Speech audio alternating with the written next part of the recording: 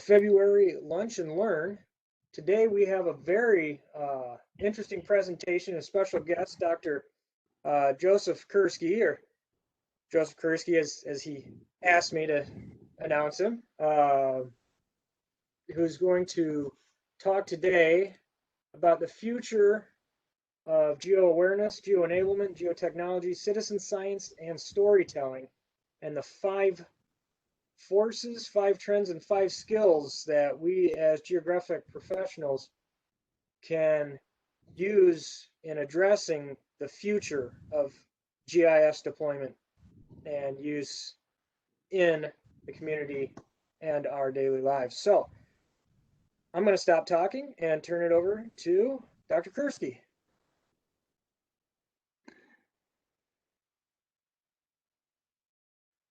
Wonderful. Well, greetings all. Joseph Kursky here. Glad to be a part of your day and a part of your lives going forward. I appreciate your attention here today, and I think this is a very pertinent topic to the rapid changing field that we're all immersed in. I would just like to thank all of the organizers here today. I've had a great time working with them over the past 24 hours. Just kidding. Over the past several months, actually looking forward to this. So I would like to share the following. First of all, I believe that GIS has a higher and a greater goal, right? We're all trying to build a better world through geotechnologies and applied spatial thinking, correct? So I just ask you, what do you want to see in society? Those are big questions, right? But I believe that geotechnology is a technology that you can feel good about using, right? It's being used by the World Health Organization, by your local government, by the Jane Goodall Elephant Network, etc. Local to global, trying to build a more resilient, happier, healthier, safer world. So that's what our noble high calling is. And I just salute all of you that are working tirelessly to build that more resilient world. And it's a pleasure to be a part of this community. Some of you may remember that in the past, in our face-to-face days, a not too distant past, and hopefully we'll be back there again soon, but I actually participated in at least one of your Iowa GIS conferences in the past, the one that was in Pella a few years ago. That was a great time. And also I wanted to mention that I've got great respect for you in the Iowa GIS community for your tireless work over the years. One of the things that I wanted to share was the following. If I don't know if you've seen my tweet in the last half hour or so, but look at this cool bag that I have right with me. It's a canvas bag with this wonderful, one of those, stylized symbolic maps of Iowa. I love those kind of state maps, and I think I got this at one of your GIS conferences. Also, look at this. I've got this on my couch right now. Oskaloosa, Iowa, that one of my dearest favorite GIS educators gave to me after one of the GIS institutes that we taught together for educators there across the state. So again, I've got Iowa all around me in my house here, my home office, and again, love the terrain there in Iowa. I've actually been to several different locations in Iowa. Let's just look at a 3D scene, shall we? So, for example, this one right here, this is a bit geeky, but I can share this with you all. We're among friends here. Here's me at 4191. What's not to love? Let's take a look at another one. Ooh, look at this one. 4292, standing out laying in the fields of Iowa. Yeah, field work at its best. Let's look at one more. Look at this one out west here, southwest corner of the state, 4195. I assure you that no plants were harmed by my laying in the field there. I was very careful not to disturb any of those young shrubs that are coming up, those corn stalks. But here's another thing I want you to think about today, folks. How should education be structured to achieve our societal goal?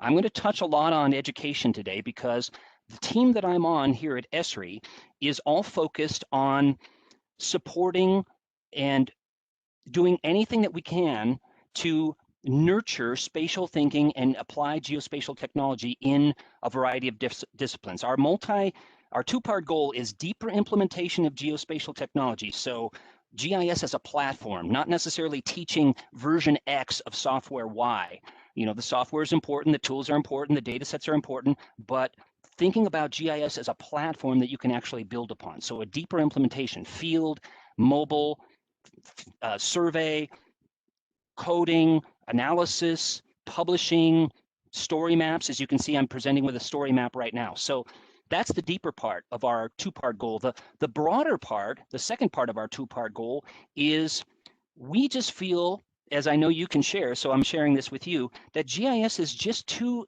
important given the complex problems that we're facing in our world that increasingly affect our everyday lives, from natural hazards to health to lots more, right, that we can talk about. We feel that GIS is too important to just be confined to one or two programs in a school or on a university or a tribal or a technical or a community college campus. It's just too valuable to just be in geo-enviro planning. It needs to be in business. It needs to be in health. It needs to be in data science, etc. So that all being said, that's my team's two-part goal. You might know some of my other colleagues as well. There's Joe Ekman, who supports your state GIS users from the ESRI side of things. There's Matt Hone, that works with the larger counties in Iowa. Jean Jonut on local government. So I've got some good colleagues, and feel free to call on us at any time. That's what we're here for. We're all in this together, right, folks? And in this disruptive time, I just submit to you all that education is going to continue. It's not going to continue in the same way. There are many educators listening to this right now, and you are, and I salute you, figuring out, okay, how can we innovate? How can we use this, all this disruption that we've faced over the last year to innovate and move our campus forward and to move those students forward into a brighter future where they can be change agents. Remember that larger goal that I talked about, change agents in society, armed with spatial thinking and geotechnology. And also geotechnologies is going to continue. Some of you may remember, I've been at this since the late Cretaceous. Some of you may remember articles about 20 years ago saying GIS is not going to be a thing in 20 years. It's going to be so embedded in mainstream IT.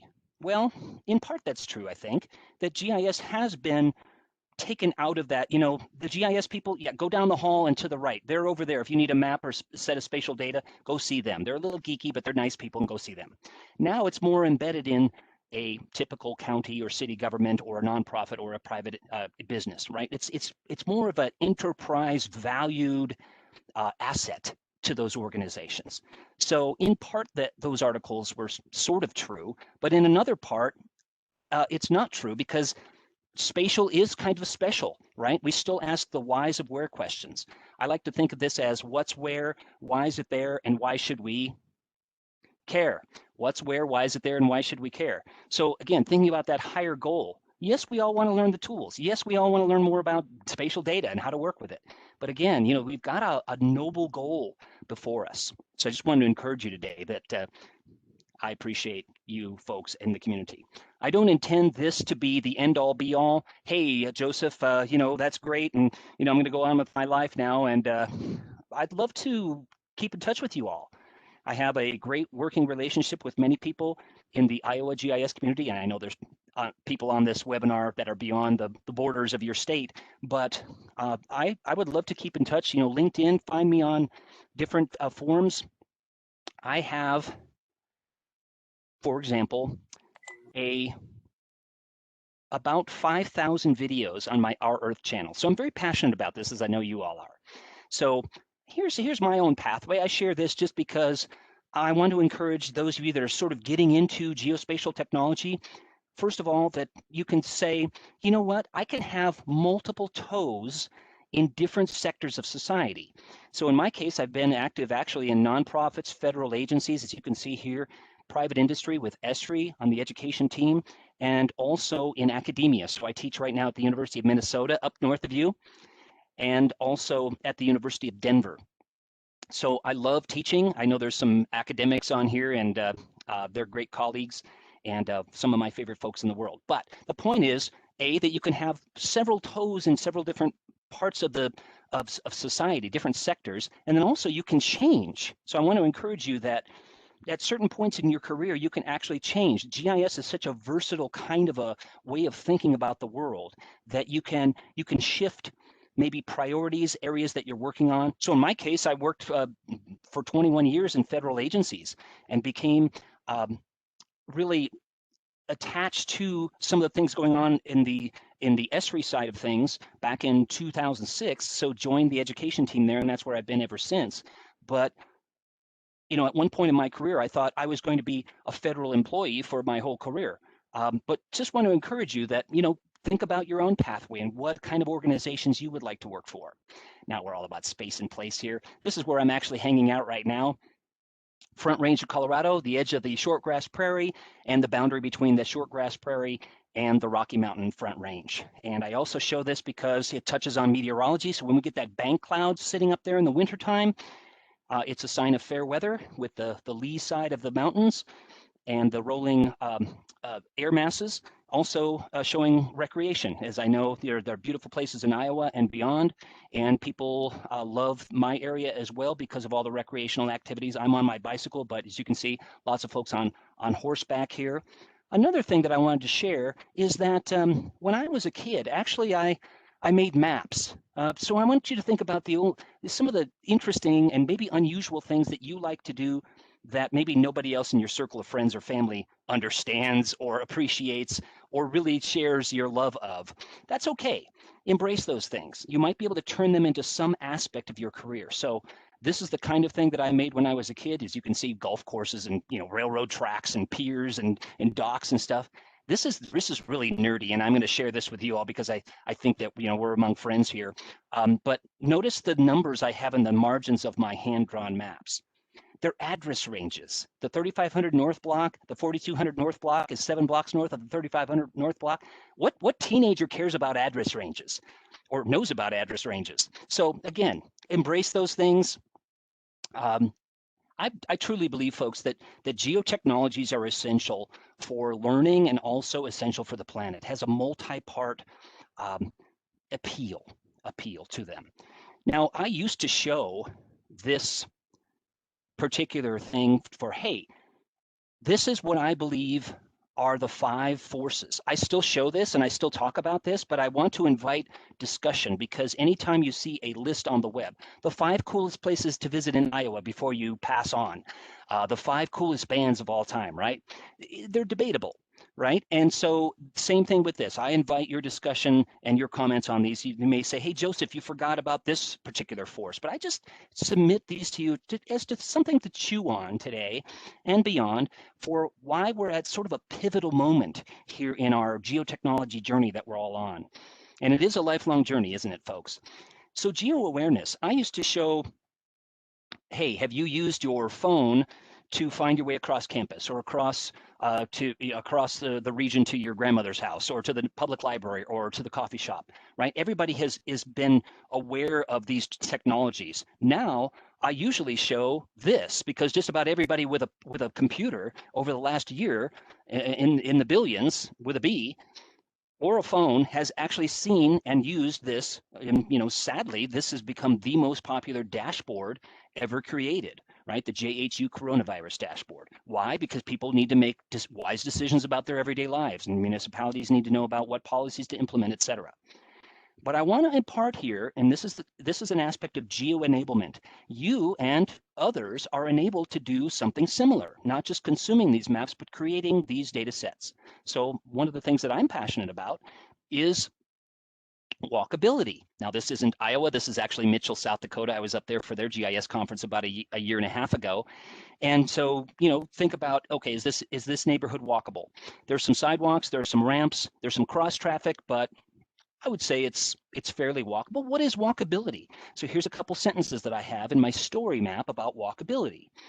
And inside my story map, I actually have a big button, right, that calls up a survey 123, which is another part of this whole platform. Remember the platform experience. Oh, cool. I love the Mitchell, South Dakota reference there. So I have a simple survey in here. Hey, is this pedestrian friendly or unfriendly? Is this site, how would you rate it? In a Likert scale, tick all the choices that describe it. Where is it? Very pertinent to our discussion today. And then do you have a photograph of it? And so inside the story map, I have a feed. The JHU coronavirus dashboard is getting multiple feeds from different agencies. and they have a couple tabs, but just like the name dashboard implies, you get a lot of information in a short amount of space. That's what maps have always had, right? Even in the days of paper and vellum and film and Al-Idrisi's map of silver in the 1100s. I mean, maps have always conveyed a lot of information in a short amount of space. I would have loved to have that map of silver. That would have been awesome to see. But the point is, you've got the same capability at your fingertips with these same tools. So for example, here is my map showing the submitted points from my one survey and whether this is walkable or not. So let's go ahead and zoom in on a couple of these locations. Okay, that is interesting. Let's look at some places in Australia. Okay, here is a location that either I or other people have submitted. Is this walkable or not, etc. So the point is, you've got information coming in. Good day, mate. She'll be right. So in Australia, and below that live map getting the feed from my survey 123, I've got a dashboard. Now my dashboard is a pretty simple dashboard. It's got a couple of pie charts, as you'll see here, and it's got my interactive web map, and it's got a gauge. I've got 459 points that you actually could submit points to because it's open, and until I, the owner of the survey, close it off, I've crowdsourced it so you could actually submit your own community information in here. So I've got a legend on here and a photograph, and this graph, roughly 3/4 of the sites right now of the 459 are deemed pedestrian friendly by the people submitting the survey. The point though, folks, is that this dashboard took me about 45 minutes to create. Okay, the map took me about the same amount of time. The survey took me about the same amount of time. And the story map that stitches all these things together took me about the same amount of time. So I'm talking one afternoon, I've got my walkability survey, story map, dashboard, and web map. So again, these tools are accessible and they're powerful. And they're getting, every time there's an update to these platform-based web GIS tools, they become more powerful and easier to use. I think some of you probably remember the days where, hey, you want to learn GIS? Here, take a set of manuals and you learn this stuff. Now, I'm not going to sugarcoat it. We all know that there are multiple pieces. It's still a system. There's still complexity there. There's still things you scratch your head about and wonder, why isn't this more intuitive, right? All that being said, it is vastly more accessible than it was even 5 years ago. Would you not agree? That lends itself to another point in the discussion, and that is something I'm really passionate about, and that is understanding where data comes from, who created it, how it was created, what scale it was created at, and so on. So in ArcGIS Online, for example, we can, within a few seconds, 30 seconds, we can get a blank map and we could add current temperatures in Iowa, which I'm sure are balmy right now, current temperatures in Iowa, the ecoregions, and a couple of other layers, population density, et cetera. Okay, AADT on streets. We could get a decent map with a bunch of different interesting layers, correct? However, do you know where all those data layers came from?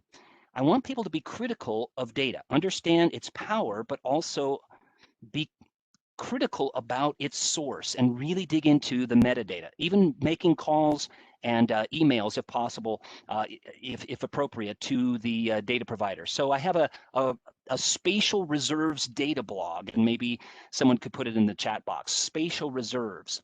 And every week or two, I and my colleague Jill Clark, we wrote a book about this topic. I know it sounds super boring.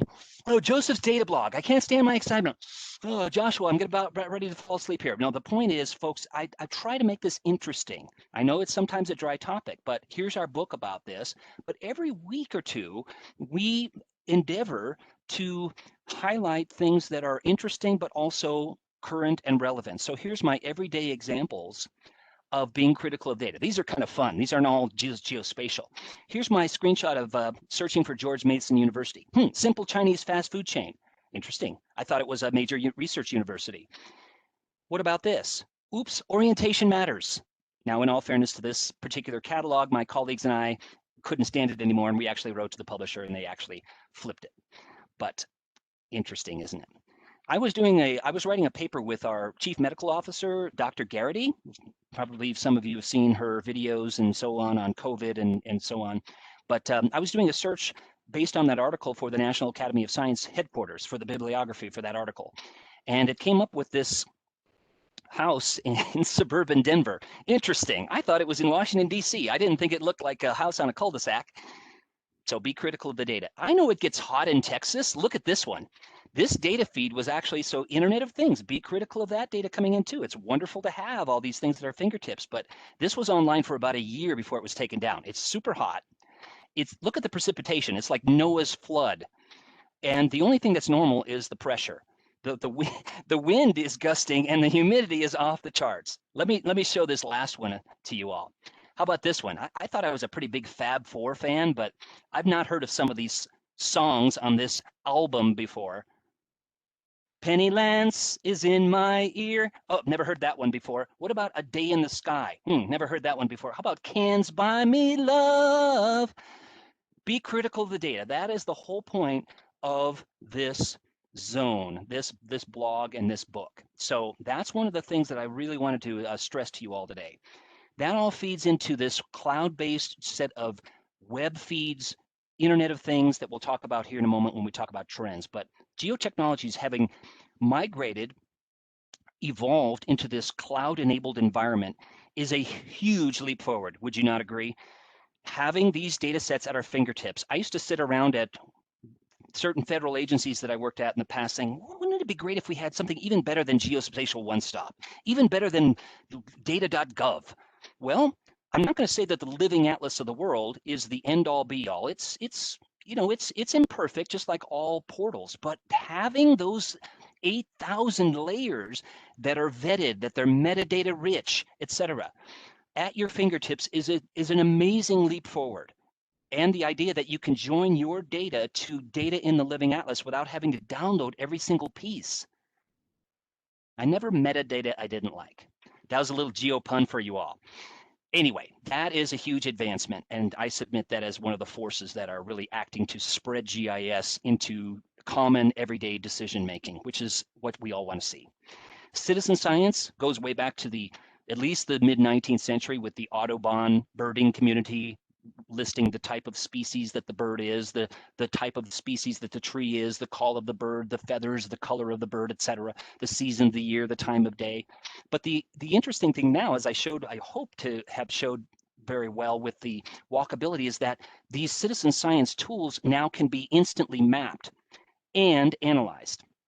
And the reason why I say analyzed is because oftentimes people say, hey, Joseph, check out the data I've got on my map now. I've got my data mapped.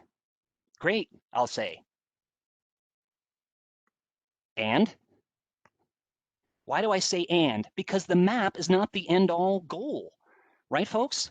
Now you're going to be sending this, Joseph said the map is not the end-all goal. No, the end-all be-all goal is, again, higher and more noble than getting your data on the map. The map is certainly a tool to help you understand something, but the goal is to understand something in a deeper, richer way, right? And then to make a decision, to act on it. The whole geographic inquiry process where you're asking a geographic question, you're gathering data, you're analyzing it, you're acting on it, and you're doing something about walkability or about litter or about soil conditions, etc., right? Getting the data on the map is an important step. Don't get me wrong, but you got to move beyond that. Okay, what are you going to do about it now? And then finally, storytelling. And the maps have been used to tell stories for thousands of years, right, folks? And many of us in the community, we're sort of those people that Ken Jennings talked about in his book Maphead. We were the family navigator on trips in the past. We'd actually have that physical, maybe paper atlas on the knees in the family car on trips, etc. So we've been attracted to maps in some way. What I'm trying to do in the education program here is to nudge people beyond maps as reference documents to maps as analytical tools. Not just where things are, but why they are where they are, and what can we do about it? How can we use that information to, again, build resilience, etc. So I'm giving this whole presentation as a story map, and maybe someone could put this in the chat box so that you can actually access it. Because you're the Iowa GIS community that I have great respect for, I know that you folks wanted to dig deeper. And so I have a lot of things in here that I'll mention, but I won't have actually time to go into detail about, okay, unless we were to spend 4 hours together, which we don't have time to do. But I wanted to put more in here so that you can investigate on your own. Okay, so that all being said, let's go to the what I believe are 5 key trends. Again, debatable. You can say, Joseph, you're forgetting this or that. That's fine. But we've had 3D visualization for a while. Some of you recall the days maybe in your graduate school experience or your undergrad experience where the last activity of your GIS 101 or your 201 class was you get to fly through the landscape, and visualize things in 3D. Like I did at the beginning where we were looking at those points in Iowa that I've been to, lying on the fields. Well, we now have 3D analytical capabilities. It's no longer just the visualization. We actually have analytical capabilities. Also, I wouldn't say merging, but at least the touching of the people mapping interior spaces, the BIM, CAD, Building Information Management, computer-aided drafting community, and the GIS community mapping largely outside spaces, ecoregions, population change, etc., water quality. We have tools, for example, like ArcGIS Indoors and ArcGIS Urban that touch on the advantage of merging some of these interior spaces mapped with the exterior spaces. Why does that matter? Well, what if there's some sort of weather event on a college campus at 3 p.m. on a Friday? And if it's a typical semester, you've got a lot of students actually on campus. It changes every semester, right? So if we had those 3D models of the campus buildings along with the campus overall map with maybe the community also in that same model, then we could, okay, where are the emergency shelters? Where are the emergency exits on the buildings? Where are students at 3 p.m. on a Friday? What classrooms are empty? What classrooms are full? And again, it changes every semester. So those are the kinds of practical applications that I think can result from that number 2.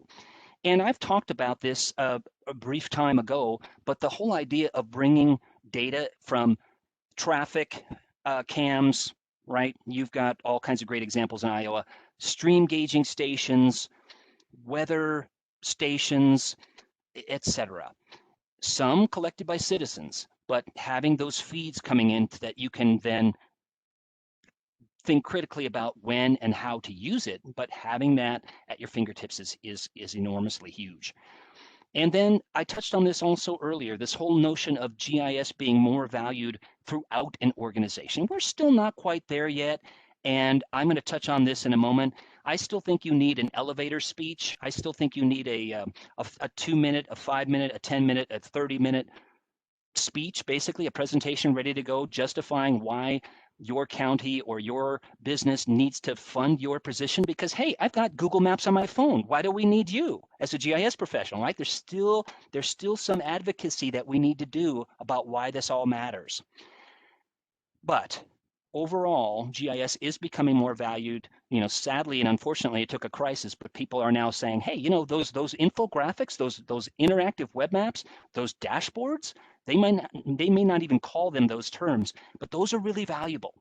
So I think that the needle is moving in a way that is good for our profession. Not to say that you don't need your elevator speech, because I still think you do. But artificial intelligence and machine learning, just to touch on that a bit, I mean, picture your typical video, taken in a community. This happens to be South Dakota State University, but when I was up there, think about every tree, every sidewalk condition, every sign on that campus or in that community being automatically captured. We're going to have this transformation, right? We're already seeing it, of a lot of entry-level GIS jobs, not being focused so much on collecting data, but then managing it, because the data will be there from ordinary data acquisition devices like this and automatically being tagged and attributed. So that's going to transform a lot of the GIS positions. I think the GIS positions are still going to modestly grow, GIS analyst, GIS manager, et cetera. But the ones that are growing even faster, and this is where I have a lot of information here from the World Economic Forum and other reports that you might want to take a look at in the story map that I won't have time to touch on. But the more rapid growth is, I'm a wildlife biologist, I'm a city planner, I'm a health professional, right? I'm a business professional. I'm working for Casey's franchise, right, that you've got there in Iowa, et cetera. And I'm going to use GIS. I'm going to use geospatial technologies as a tool on my tool belt to help me make decisions. I may not have GIS in the title. I've never actually had GIS in my job title. I've been cartographer, geographer, education manager, instructor, etc. I've never had GIS in the title. So those positions are going to be more rapidly growing. And it touches on what I was saying before, that, in the past, exaggerating slightly to make a point, but you did have to put your regular career sort of at least semi on hold to learn this GIS stuff. And then I can go back to being a city planner or a wildlife biologist.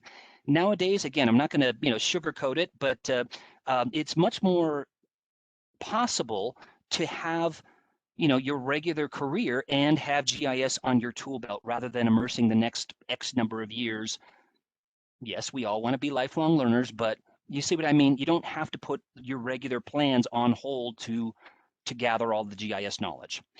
We're working with augmented reality GIS. They've got tools where right now you can go around with your mobile device and see if you've got a feature service and walk around and see what's on the ground. Again, being critical of data quality and spatial accuracy, that all still matters. But these are not just pie in the sky future things. You can do this stuff right now. One of the things that I wanted to present to you all today, and I know there's some people just getting into GIS, and so some of you seasoned, veterans, this is okay, Joseph, I already get this, but I just want to make a point that, in the early days of GIS, we were doing things like this, right? We were replicating what we used to do with paper. For example, traffic accidents, and we could map things. Okay, and that's interesting, and we can symbolize these and classify these in different ways. But in the last few years, I would argue really in the last 10 years, we've been going beyond that to doing things like this. If I wanted to look at a serious issue, for example, traffic accidents, and I wanted to look at this in 3D, let's say. Why? Not just because the tools exist. I mean, we're all interested in learning new things and learning new tools, and I totally understand that. But if I only have, just like most projects, X amount of budget, X amount of staff, and X amount of time, and I've got to figure out what areas in this particular county to focus on in terms of reducing traffic accidents, I'm going to look at consecutive hotspots. And how do I understand where those intersections are? I'm going to model it in 3D and do this extrusion. Again, not just because the tools exist and therefore I want to use them, because it actually will help me to make a wiser decision based on my limited staff and budget, if you know what I mean. So it's going beyond, far beyond, what we could ever do with paper and film and traditional mapping techniques. So I see this as a very exciting development forward. Okay. Do you have an elevator speech? I mentioned this a bit ago. I have on my Our Earth video channel, I won't burden you with all kinds of details, but I actually have elevator speeches of myself in real elevators. Here's another thing, if you want to look at those for some ideas. This is, some of you may know this, maybe we could have a chat. What is this?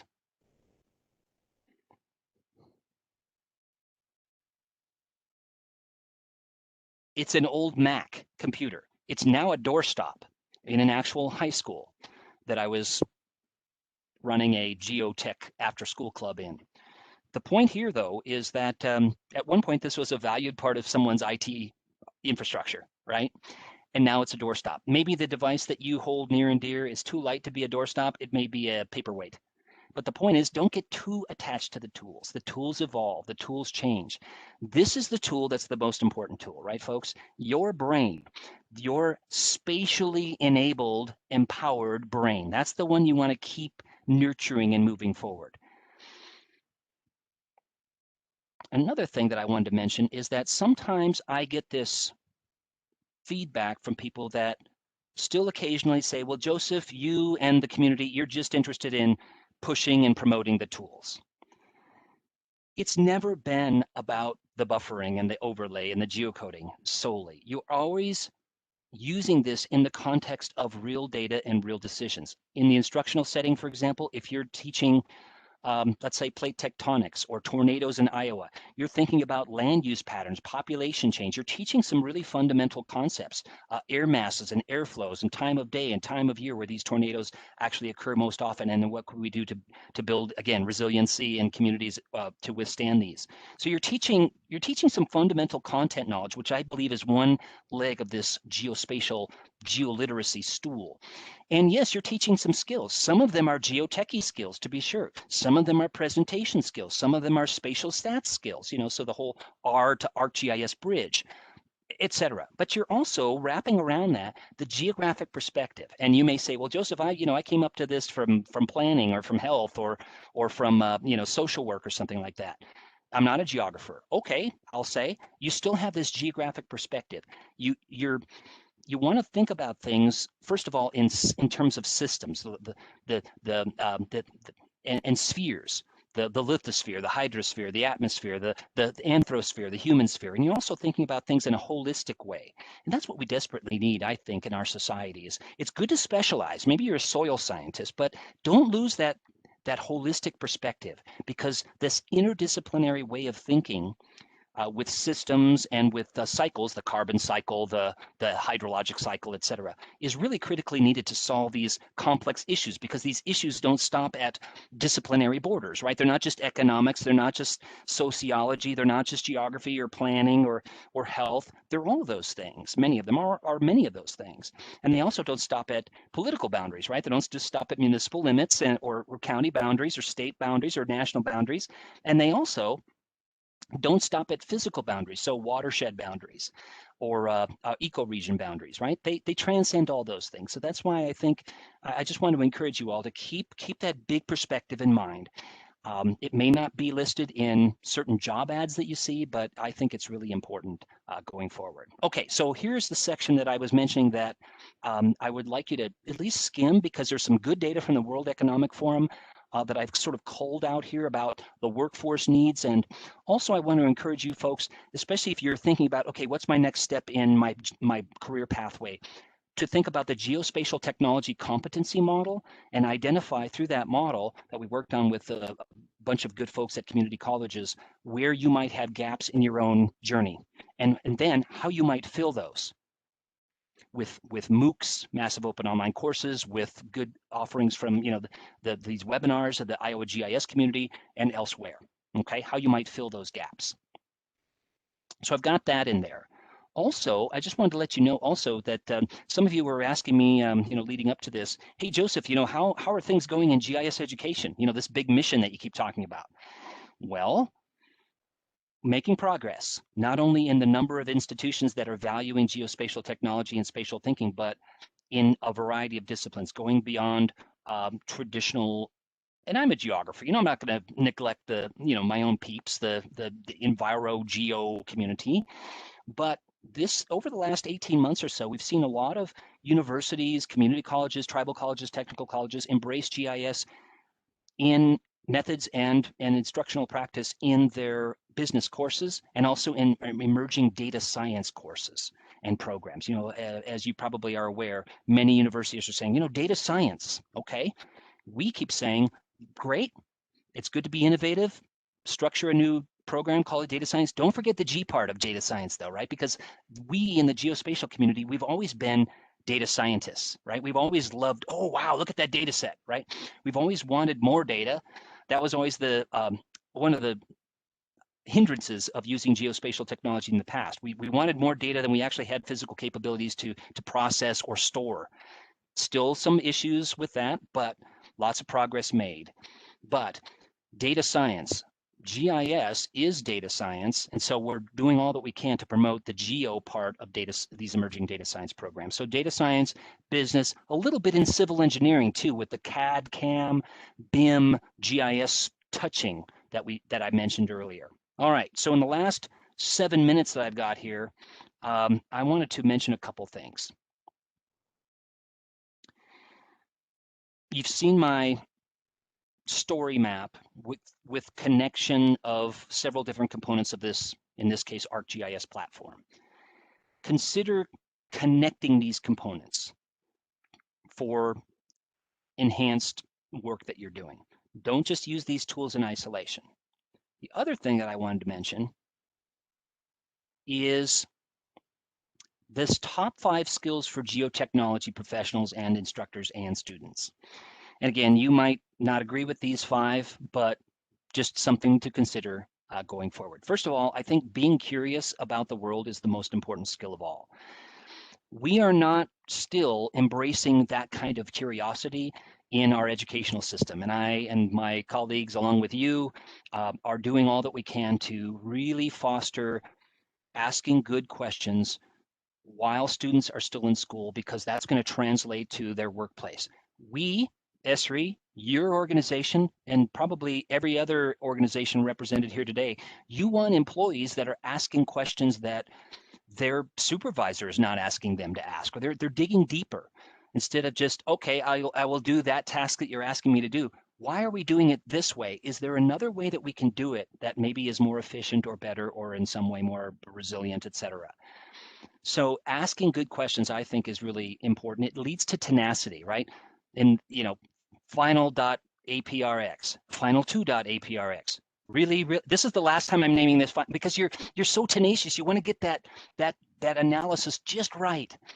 And it leads to the inquiry process of asking good geographic questions, analyzing data, presenting it, and then acting upon it. And then that leads to additional questions. Also, I mentioned being able to work with data and being critical of it. I mentioned that spatial reserves data blog a moment ago. That a recent post in there was how much data is out there.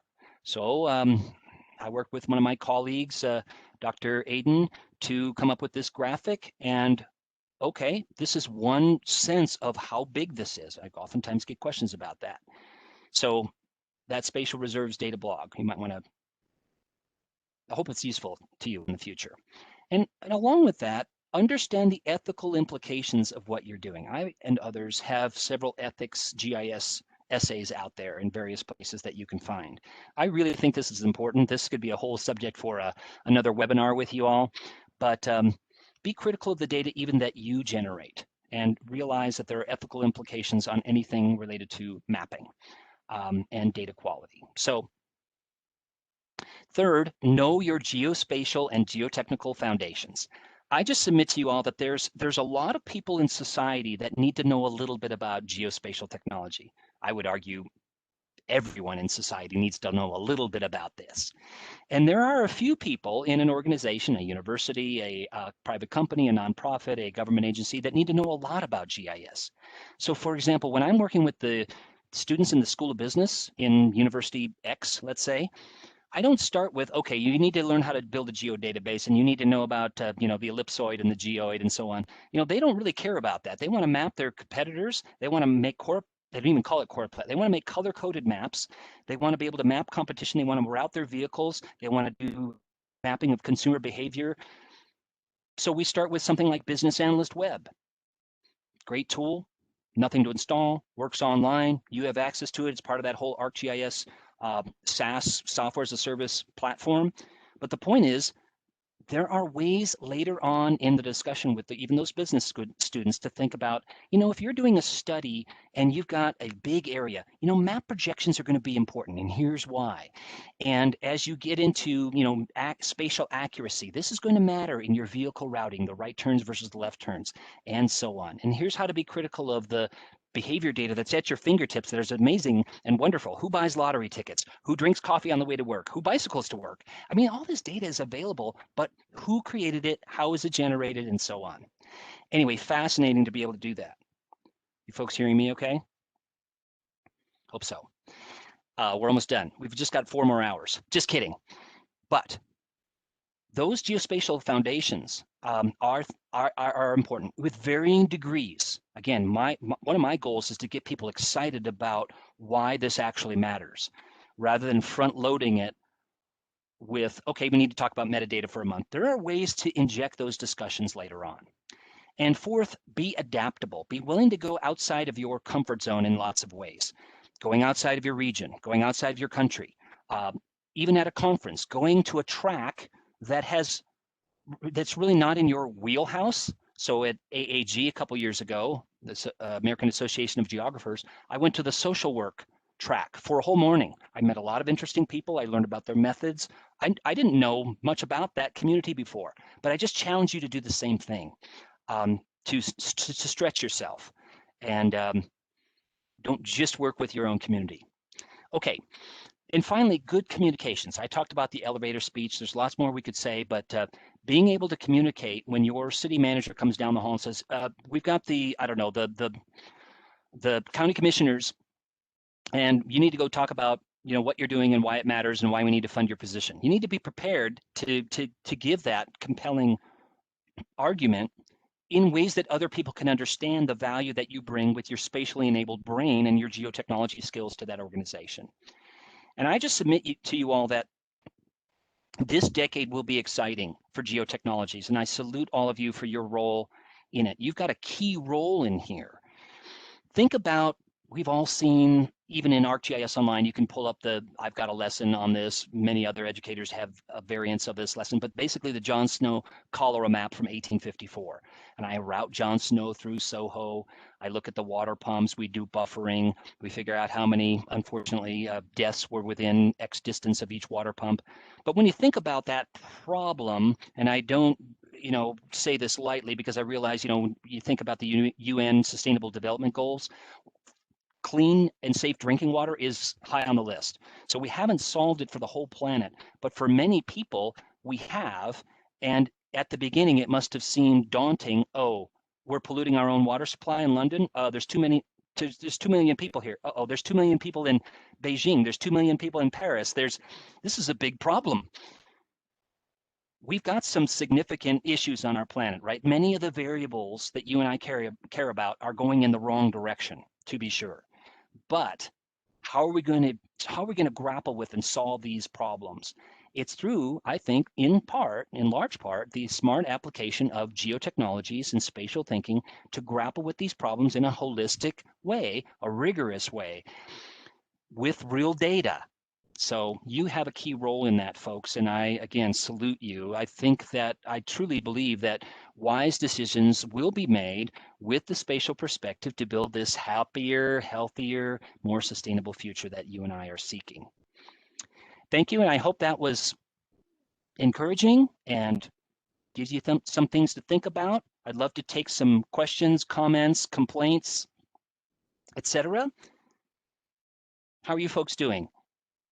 Hopefully nobody's asleep saying, "Joseph, that was the worst presentation ever. I couldn't stand it one more minute."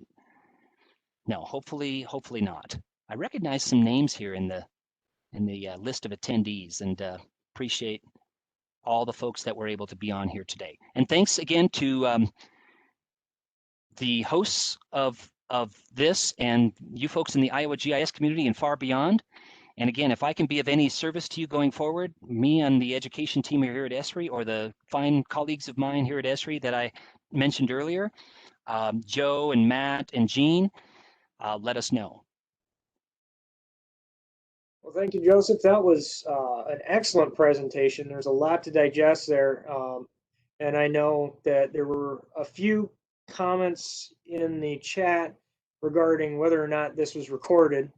Because I know, for one, I need to review a lot of that was discussed just to see if I can actually digest it. But we did record this, and Josh, it will be available on our website later on, correct? Yeah, whenever I get word that it's done recording, then Micah will take care of it and send out an email, at least to the IGIC list. So everyone on the list, be aware of that. If you're not on the list, our email is, Josh, what is our email? Well, I just posted the link to our email list sign up. So excellent. It's not 1-800-CALL-JOSH. No, thankfully. If I have problems. That's the cell number.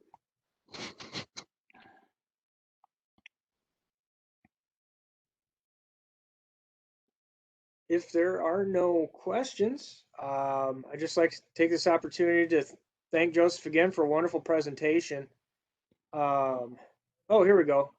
From Greg, do you have any thoughts on the idea of micro-credentialing in GIS? Yes. Okay. So first of all, as I mentioned earlier, many educational institutions are, and private companies and others are really taking a innovative look at how do we teach geospatial technology in the 2020s? Do we need to do what we were doing in the past? Some of those foundations are important, but are there different ways to teach it? And are there different ways to get people the skills they need going forward in this rapidly evolving world that we're in? And credentialing and micro-credentialing are part of that whole effort. So I know that many organizations value certificates, credentials, et cetera. Some don't, but many do. And so I would just say, it depends on what your particular pathway is. I get these questions pretty much daily from people about what program do you recommend, Joseph? There are many good programs out there. And so I'd say, definitely do your homework. And it also is valuable, I think, to actually make personal contact with the organization, even some of the professors or instructors in a particular program, to get to know them a little bit and not just consume information on people's web pages. Sometimes those web pages are out of date, et cetera. So especially if you're going to make an informed decision about what to do for the next 18 months of your life, and you're going to spend X amount of money perhaps on that filling of some of those gaps in the geospatial technology competency model pyramid that I talked about earlier. So definitely do your homework. I mean, we've got, for example, the ESRI MOOCs, the massive open online courses. I think they're rigorous. There's not very many of them, because when we do one of those, just like you in the universities, we want to make sure it's good. We want to make sure it's rigorous and that actually has some personality to it, if you know what I mean. So, for example, the cartography MOOC that's running right now, those three instructors there, they're interesting people. They're fun people, and so you got to have a little bit of getting people's attention, and how do they continue week after week. If it's dry and boring, even if the content is wonderful, people are not going to stay engaged. So there's those as well, but there's also the GISP, right? The GIS Certification Institute. They are, I think, very good allies of all of us in this whole effort of offering the professional certification. We've got, ESRI's got a ESRI technology certification as well that you can, again, some organizations care about such things, others don't. I like to participate in all of those things just to show that I support those efforts. So when I preach to others, hey, you should get your GISP, it's like, Joseph, you need to do it too. You can't just tell other people to do it. So I did what I'm advocating other people to do, and I actually took our own ESRI certification tests and took the GISP and so on. So I think it's, depending on your pathway, even those micro credentials might be valuable.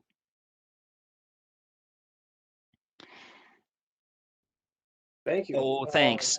Yeah, so someone is asking that, about the CAD BIM GIS that I know I just barely touched on those trends, but the thing that is really appealing to me is that it's not only do we have some tools now that sort of bridge the gap between this, GIS community and the CAD BIM community, but we're actually, more important than the tools, is we're actually having dialogues with people. Okay, we want to build this neighborhood.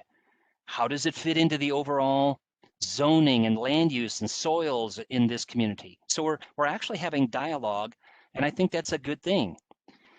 So again, it's not just that we've got some tools that enable you to bridge those gaps. It's sort of like in the not too distant past, the GIS community and the remote sensing community, right? There was some overlap, but now there's much more of a dialogue, which, again, if we want to make smarter decisions and encourage people to use multiple tools as appropriate, and being able to decide what are the most appropriate tools for the job going forward are.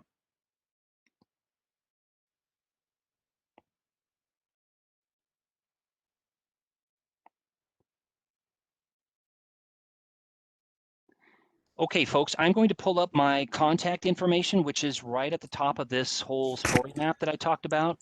Joseph, So there's one we more can keep in question. touch. Yes. There's one more question. Yeah. from Maddie Roberts, what advice do you have for upcoming graduates starting their GIS careers? Well, it really, for me, comes down to a couple things. One, those skills. And notice those 5 skills that I mentioned. Being curious is really the top one. Yes, it's good that you gain skills in working with data and being a good communicator and understand some key GIS skills and so on. But being curious about the world is really going to drive you forward in so many areas. And also, the thing that got left off that list was actually going out into the field.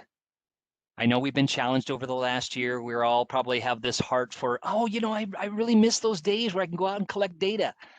And there are many ways that we can do that virtually, but there's no substitute really for good field work, right? So I would just encourage people to not just go out and always collect data, but actually go out and like Richard Louv talks about in his book, Last Child in the Woods, about the decline of people actually going out and experiencing watershed boundaries and riparian zones and vacant lots and all those non-adult constructed spaces that they're just in nature. I would just encourage you, yes, it's great to go out and collect data, but also appreciate the environment, tap into all 5 senses, etc. So that's going to help you, I think, in your career. It may not seem like a tangible kind of a mindset to develop, but I think it's an important one. And when you look at great thinkers in history, von Humboldt and Muir and others, I mean, they spent a lot of quality time out in the field. So I would just encourage you to not neglect that. And I also encourage the educators so that when you're faced with budgetary constraints and your field classes are threatened to be slashed, I understand it's a harsh, it's a difficult, challenging world out there in education and beyond. But be sure that you advocate. These field courses are important, and they're going to be important no matter how wonderful and how powerful our geotechnology tools get into the future.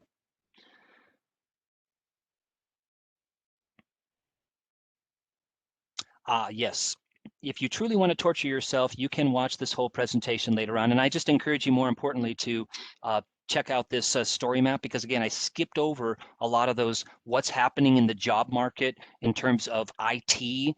And I also skipped over ways to get into the coding behind all of these maps and apps that I encourage people, as we evolve into this web GIS architecture, to at least dip a toe into the waters of. It could be, for example, the developers.arcgis.com site, where you've got some tutorials and you see the web map here, you see the lines of code, and you change line 5, and now I've got a legend, now I've got a scale bar, and now I've got additional layers that I can add. It's a bite-sized, gluten-free way of dipping some toes into the waters of the coding. Thanks, Joshua. Awesome. All right, folks. Well, go out there and be spatial. And again, hope to see you in the great state of Iowa, so we can go hang out in some wonderful landscapes again together someday in the future.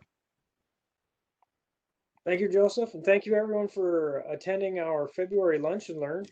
We hold these monthly, so March will be announced here very soon, and I invite everyone to join the email list. And thanks once again to our very excellent presentation to Esri for providing your time, Joseph. So I'm going to interrupt here. The topic for next month is a discussion on tips and tricks for ArcGIS Pro. I just put in a link that you can go ahead and submit questions that can be used for the that we can use as kind of our discussion topics for that. Excellent. Thank you, Josh.